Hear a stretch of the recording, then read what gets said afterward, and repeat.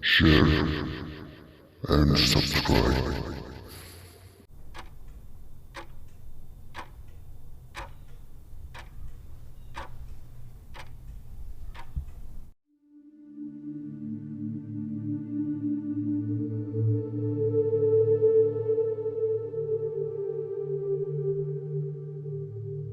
I was visiting an old friend of mine, Roderick Usher, in his old stone house, his palace, where a feeling of death hung on the air.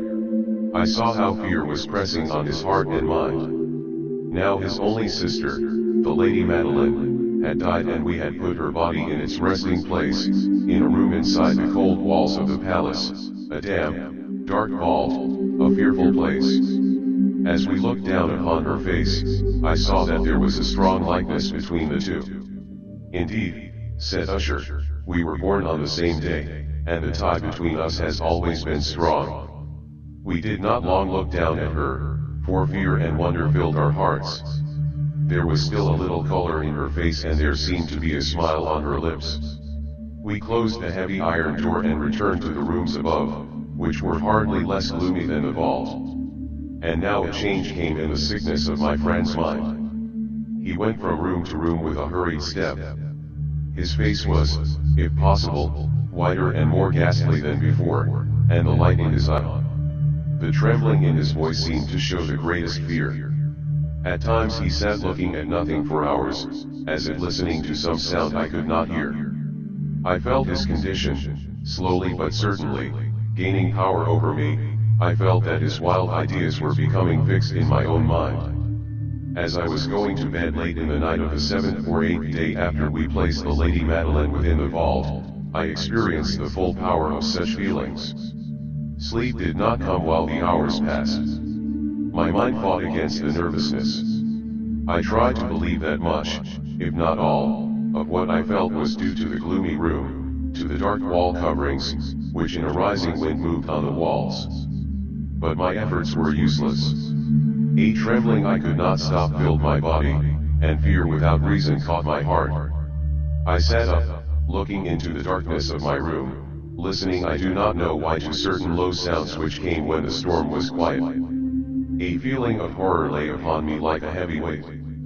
I put on my clothes and began walking nervously around the room. I had been walking for a very short time when I heard a light step coming toward my door. I knew it was Usher.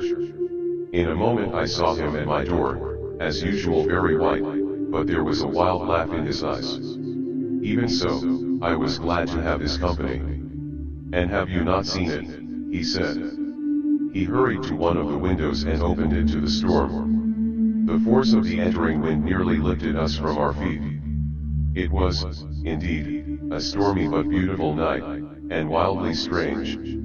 The heavy, low-hanging clouds which seemed to press down upon the house, flew from all directions against each other, always returning and never passing away in the distance. With their great thickness they cut off all light from the moon and the stars. But we could see them because they were lighted from below by the air itself, which we could see, rising from the dark lake and from the stones of the house itself. You shall not look out at this, I said to Usher, as I led him from the window to a seat. This appearance which surprises you so has been seen in other places, too. Perhaps the lake is the cause. Let us close this window, the air is cold. Here is one of the stories you like best. I will read and you shall listen, and thus we will live through this fearful night together. The old book which I had picked up was one written by a fool for fools to read, and it was not, in truth, one that Usher liked. It was, however, the only one within easy reach. He seemed to listen quietly.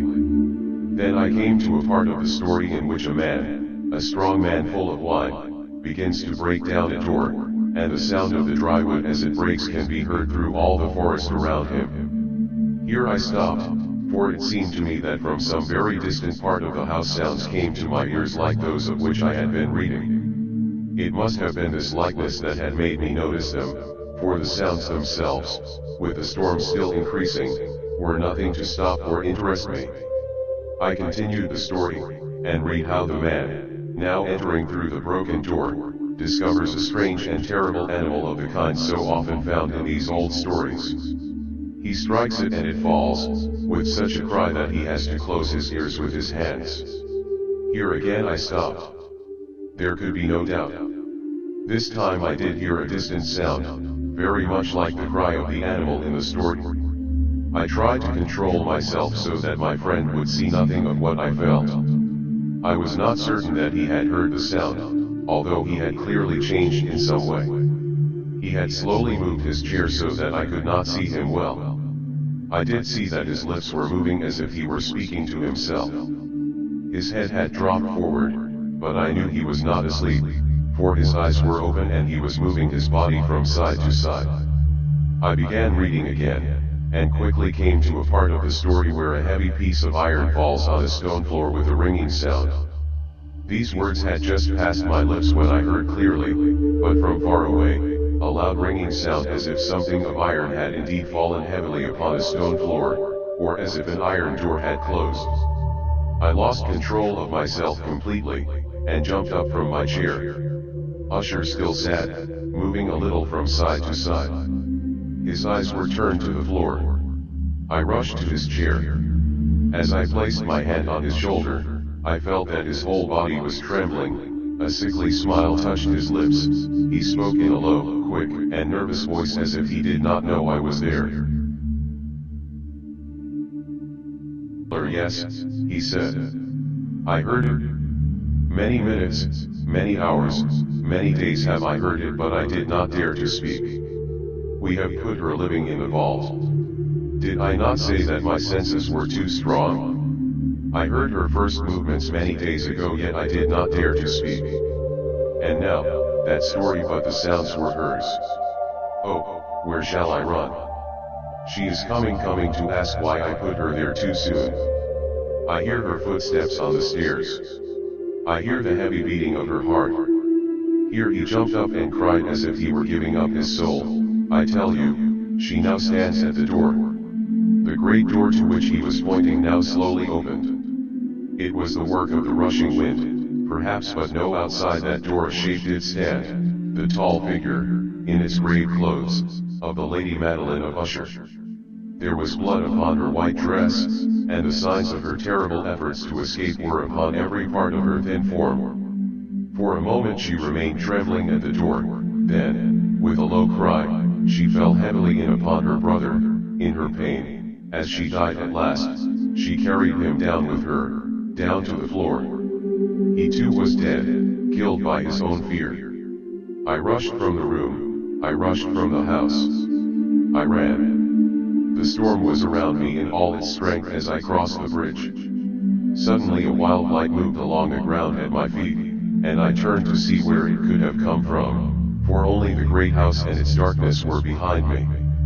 The light was that of the full moon, of a blood-red moon, which was now shining through that break in the front wall, that crack which I thought I had seen when I first saw the palace.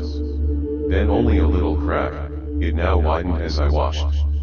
A strong wind came rushing over me, the whole face of the moon appeared. I saw the great walls falling apart.